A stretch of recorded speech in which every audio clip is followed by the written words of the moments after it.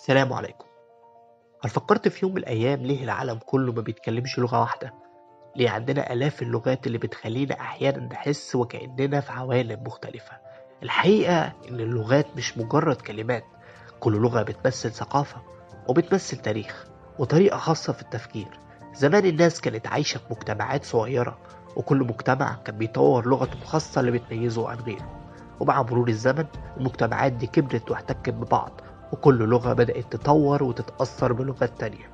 تخيل كل حضارة من دول عاشت لوحدها فترة طويلة، طورت كلماتها وطريقة تفكيرها بناء على اللي بتحبيه. زي مثلا العرب، عندهم كلمات كتير بتوصف الصحراء، والشعوب اللي بتعيش في مناطق باردة عندهم كلمات كتير بتوصف التلج. طيب هو كان في محاولات لخلق لغة موحدة؟